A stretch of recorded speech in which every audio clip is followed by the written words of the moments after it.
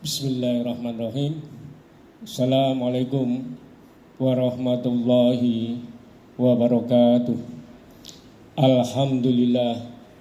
Alhamdulillahilladzi an'amana bi ni'mati imani wal islam wa huwa dhamu ni'am. Asyhadu an la ilaha illallah wahdahu la syarikalah wa asyhadu anna Muhammadan abduhu wa rasuluh.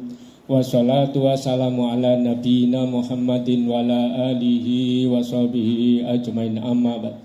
Masyaallah muslimin wal muslimat, jamaah salat Masjid Al-Makamah yang dimuliakan Allah.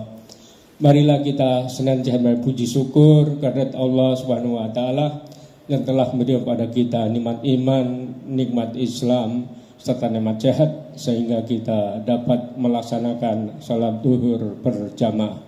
Salat dan salam kita sampaikan pada junjungan kita Nabi besar Muhammad sallallahu alaihi wasallam, pada keluarganya, para sahabat, pada umatnya, hingga masyaallah muslimin wal muslimat, jamaah Masjid Al-Makamah yang dimuliakan Allah. Pada kesempatan ini tausiah ngambil tema menuntut ilmu kewajiban bagi seorang muslim. Allah berfirman, Bismillahirrahmanirrahim. Alamal insana malam ya'lam. Dia mengajarkan kepada manusia apa-apa yang tidak diketahui. Dia di sini domir, dalam artian dia di sini Allah mengajarkan pada kita ilmu yang sangat sempurna.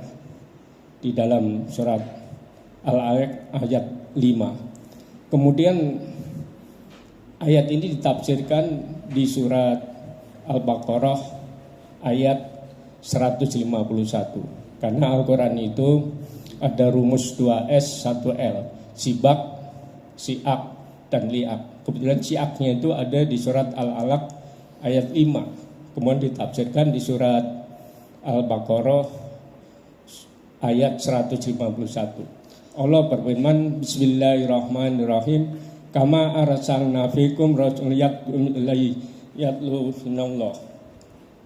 Dalam artian Allah berfirman di surat Al-Baqarah ayat 51 itu, Rasulullah disuruh mengajarkan pertama itu Al-Quran, kedua itu kaitan dengan akhlak, dan ketiga itu berkaitan dengan sunnah-sunnah, yang keempat kaitan dengan bil hikmah, dan kelima itu beragam ilmu yang baru.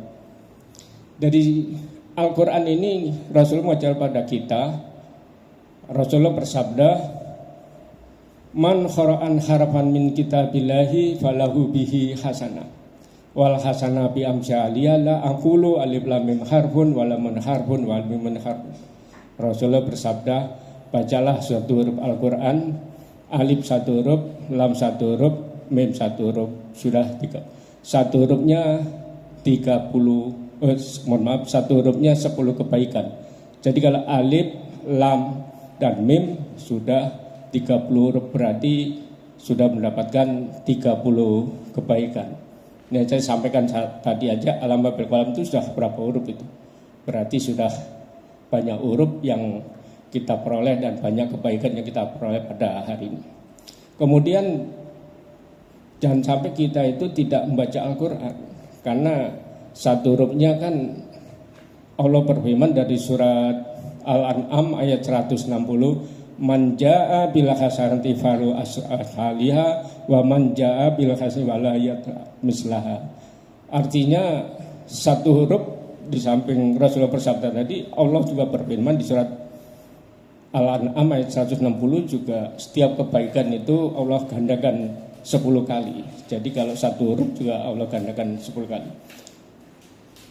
Kemudian berkenaan dengan Al-Quran ini Rasulullah juga bersabda, Iqra'ul Qur'ana fa'innahu ya'ti yaumal qiyamati syafi'an lis. Rasulullah bersabda, sesungguhnya Al-Quran itu nanti datang memberi syafaat atau pertolongan kita pada hari kiamat. Memang sekarang belum kita rasakan, tapi nanti menjelang syaratul maut kita akan diperlihatkan amal-amal soleh kita di antara bacaan Al-Quran ini. Karena hadis Rasulullah seperti ini bersabda. Jadi pertama Rasulullah mengajarkan Al-Quran.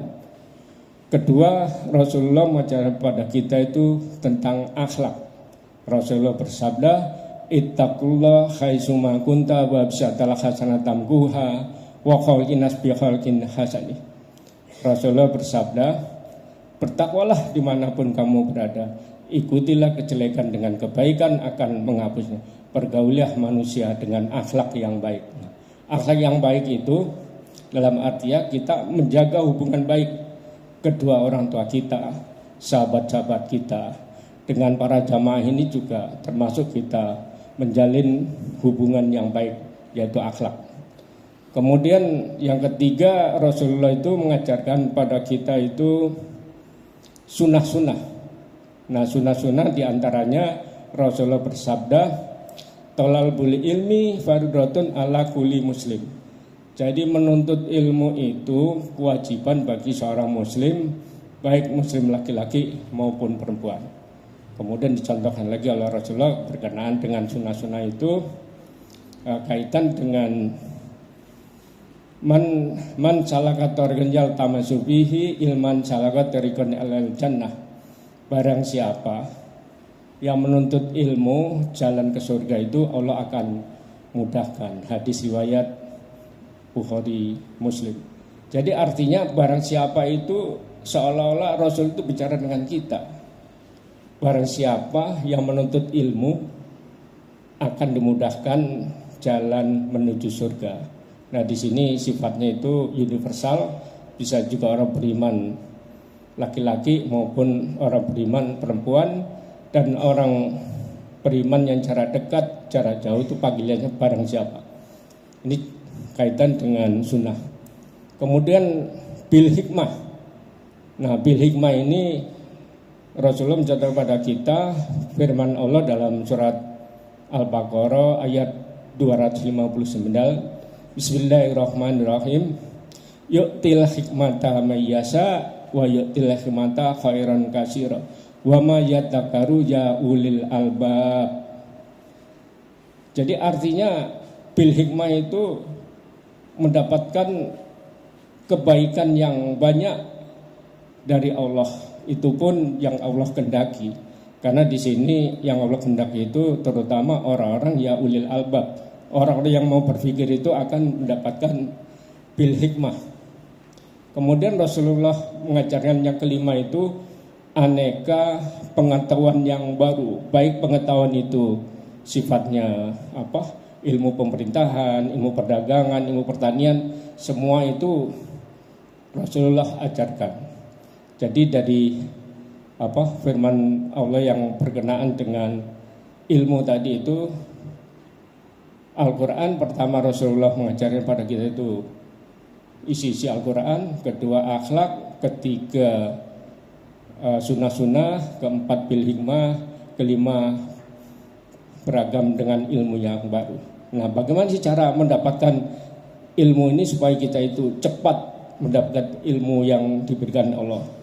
Pertama itu kita harus bertakwa. Nah, bertakwa itu kita pertama untuk mendapatkan ilmu dari Allah itu supaya dia benar itu bertakwa. Ya, takwa di sini kan kita menjaga menjalankan semua perintahnya, meninggalkan larangannya. Kemudian yang kedua ini supaya kita cepat mendapat ilmu dari Allah itu kita peningkatan sholat. Nah, sholat ini kan ibadah ritual yang ini kaitan dengan takwa. Jadi peningkatan sholat di samping kita tadi sholat fardu lohor berjamaah, kemudian kita sholat rawatib, semuanya itu misalnya kita sholat 5 waktu itu kita laksanakan secara berjamaah, dan sunnah-sunnah kaitan dengan sholat rawatib kita laksanakan, kemudian kita sholat tahajud, sholat witir dan seterusnya. Ini peningkatan dari Pak sholat. Ini akan mudah mendapatkan ilmu dari Allah. Dan yang ketiga, kita mendapatkan ilmu dari Allah itu kita bersedekah. Artinya setelah kita mendapat ilmu itu, kita rasa syukur mendapat ilmu itu, kita diperintahkan sedekah. Mudah-mudahan yang berkaitan dengan tausiah menuntut ilmu itu adalah kewajiban bagi seorang muslim dan muslimat, ada manfaatnya. Lebih kurang mohon maaf. Billahi taufiq wal hidayah. Assalamualaikum warahmatullahi wabarakatuh.